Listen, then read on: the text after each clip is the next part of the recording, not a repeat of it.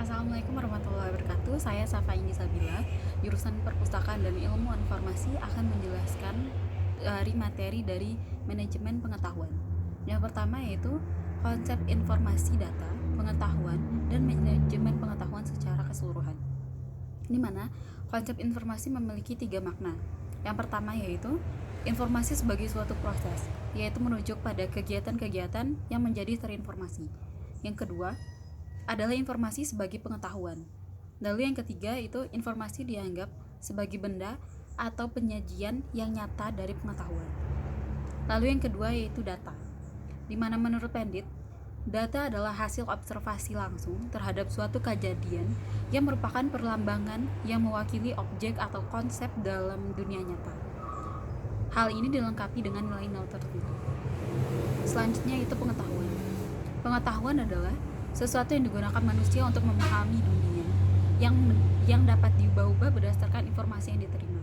Jadi pengetahuan yang diterima oleh orang A dengan orang B itu berbeda, sehingga data merupakan sarana yang baku dan meningkatkan kegiatan bidang ilmu pengetahuan. Lalu manajemen pengetahuan, di mana hubungan informasi dan pengetahuan lebih menekankan pada pengertian informasi dan pengetahuan sebagai suatu proses yang berkesinambungan, sehingga informasi dianggap tidak berhubungan dengan pengetahuan karena informasi merupakan bagian dari hubungan yang didasari oleh manusia.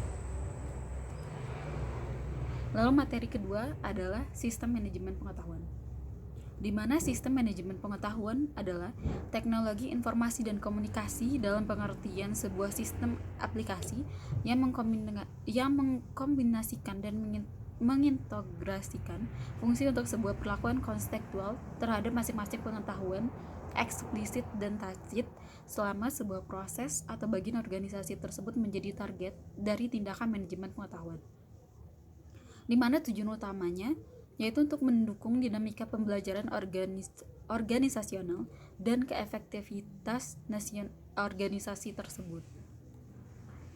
Lalu materi ketiga yaitu siklus manajemen pengetahuan, di mana secara garis besar knowledge management cycle itu merupakan tahapan yang ada dan dilakukan dalam sebuah organisasi.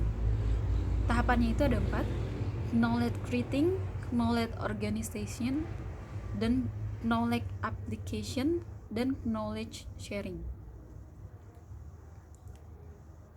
Lalu untuk memenuhi perbedaan tentang siklus-siklus manajemen pengetahuan tersebut memiliki arti berbeda oleh setiap pakar-pakar, di mana terdapat 4 pakar. Yang pertama yaitu knowledge cycle, di mana pendekatan ini terfokus pada 3 kondisi yang dibutuhkan dan disiapkan untuk sebuah organisasi untuk memacu suatu keberhasilan di dalam suatu bisnis, di mana membutuhkan sebuah bisnis dan pelanggan, sumber daya, dan mempunyai kemampuan untuk bertindak. Lalu siklus manajemen pengetahuan oleh M. McElroy, di mana menjelaskan siklus hidup pengetahuan yang terdiri dari proses-proses produksi pengetahuan dan integritas pengetahuan, di mana dengan serangkaian loop umpan balik ke memori organisasi, keyakinan, dan klaim dan lingkungan bisnis pengelolaan dari lingkungan internal maupun eksternal dari perusahaan itu sendiri. Selanjutnya yaitu dari Bukowitz dan Williams, di mana pendekatan ini menerangkan kerangka proses manajemen berjalan di dalam suatu perusahaan, sehingga dalam arti bagaimana suatu perusahaan dapat dipelihara, disebarkan, dan dapat menghasilkan sesuatu. Lalu menurut Zack dan Meyer, di mana pendekatan ini menyediakan sejumlah analogi berguna sebagai gagasan platform produk dan platform proses informasi untuk menekankan pengertian pengelolaan nilai tambah diperlukan dalam rangka untuk meningkatkan pengetahuan organisasi. Selanjutnya yaitu model manajemen pengetahuan, di mana model ini terdapat 6 bagian, maksudnya terdiri dari 6. Yang pertama yaitu model dari the Van Cork and Ross Models of Organizational Epistemology, di mana mereka membedakan antara pengetahuan individu dan pengetahuan sosial. Lalu yang kedua oleh the Nonaka and Takeuchi Knowledge Spiral model. Jadi mereka mengemukakan sebuah spiral model yang kemudian disebut dengan knowledge conversion atau konversi pengetahuan. Ada 4 mode konversi pengetahuan. Yang pertama yaitu dari pengetahuan tacit ke pengetahuan tacit menjadi proses sosialisasi. Lalu dari pengetahuan tacit ke pengetahuan eksplisit menjadi proses eksternalisasi. Lalu dari pengetahuan eksplisit ke pengetahuan eksplisit menjadi proses kombinasi. Dan yang terakhir dari pengetahuan eksplisit ke pengetahuan tacit menjadi proses internalisasi. Selanjutnya dari the co-sense making, di mana Co menjelaskan sebuah model knowledge management yang menekankan pada sense making, knowledge creation, dan decision making, di mana memfokuskan diri pada bagaimana unsur-unsur informasi dipilih dan kemudian diterapkan pada organisasi. Selanjutnya yaitu model dari The Week, di mana berdasarkan pada prinsip bahwa agar pengetahuan yang bermanfaat dan berharga itu harus diorganisasi melalui suatu bentuk jaringan semantik yang terhubung, kongruen dan lengkap, dan bahwa telah perspektif dan bertujuan. Selanjutnya dari The Boyshot e-Space, yaitu berdasarkan kepada key konsep dari information goods yang berbeda dari aset fisik, di mana Boyshot berpendapat bahwa informasi adalah apa yang akan diambil oleh pengamat dari data sebagai fungsi dari ekspektasi atau prior knowledge mereka. Lalu yang keenam itu complex adaptive system models of knowledge management, di mana terdiri dari beberapa agen independen yang saling berinteraksi satu bersama lain secara lokal, yang kemudian menggabungkan perilaku atau behavior mereka yang diatur oleh kompleks adaptive system itu sendiri, yang bisa disebut dengan self-organized dan kemudian menghasilkan keseluruhan dari kompleks behavior. Lalu materi yang kelima yaitu penangkapan dan kodifikasi pengetahuan, di mana tujuan pembelajarannya mengenali konsep dan terminologi dasar yang berkaitan dengan penangkapan dan kodifikasi pengetahuan. Lalu mengetahui teknik-teknik untuk mengekstrak pengetahuan tacit dari seorang pakar.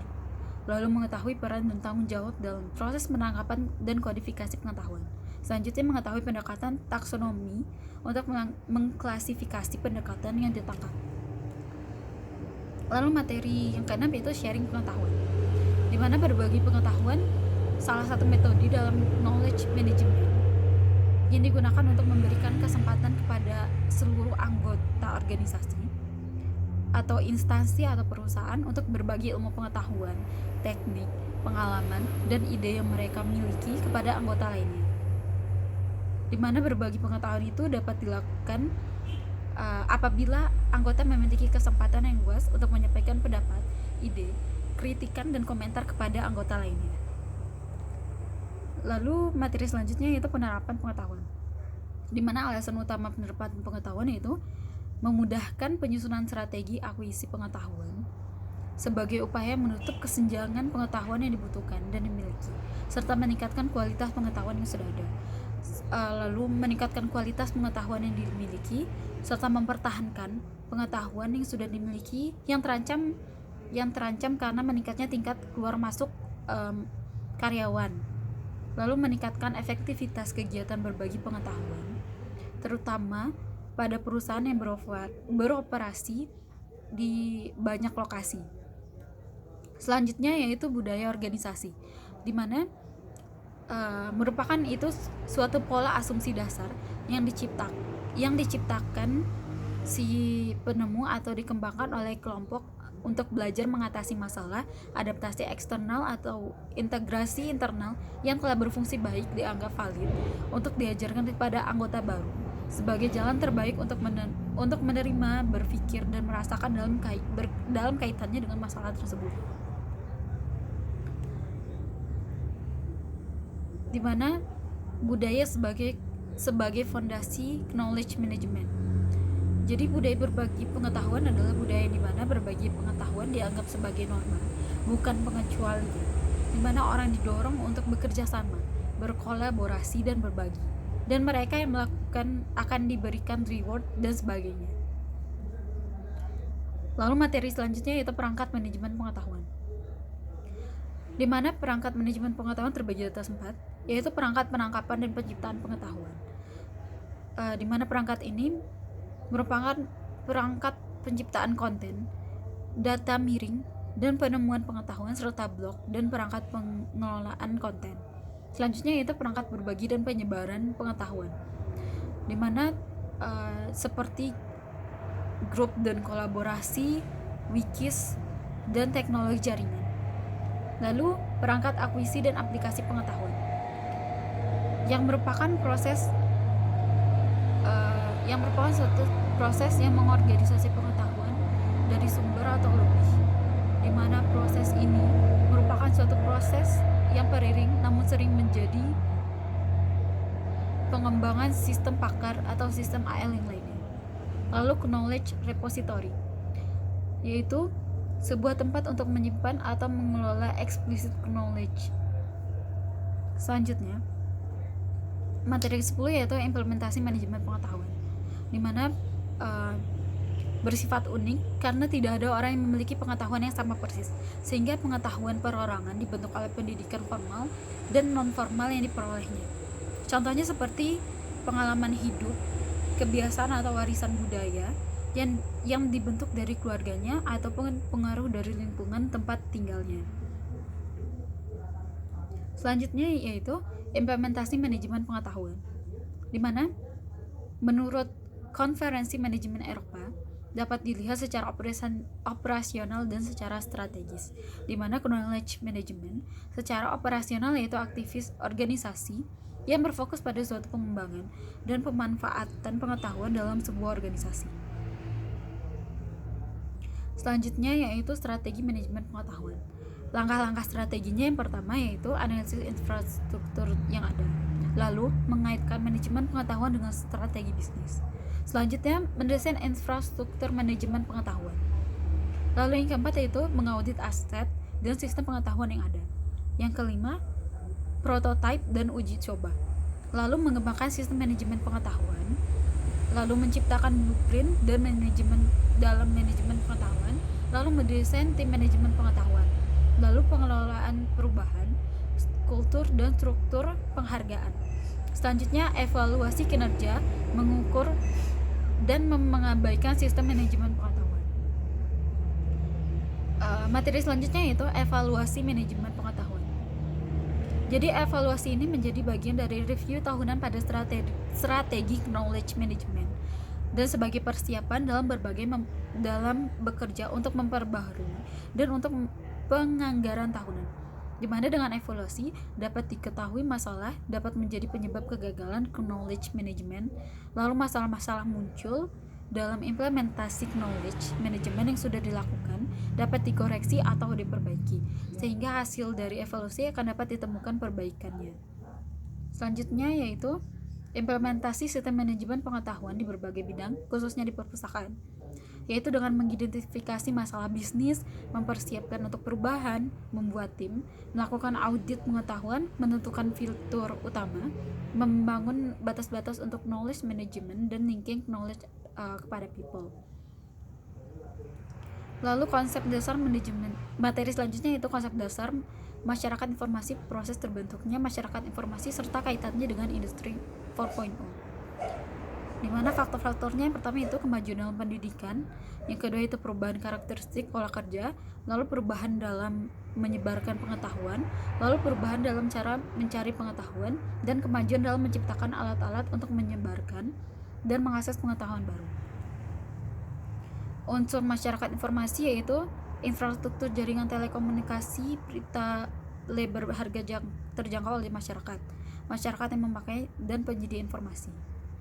Baiklah, sekian dari penjelasan materi yang bisa saya jelaskan. Terima kasih dan maaf apabila ada salah jalan. Assalamualaikum warahmatullahi wabarakatuh.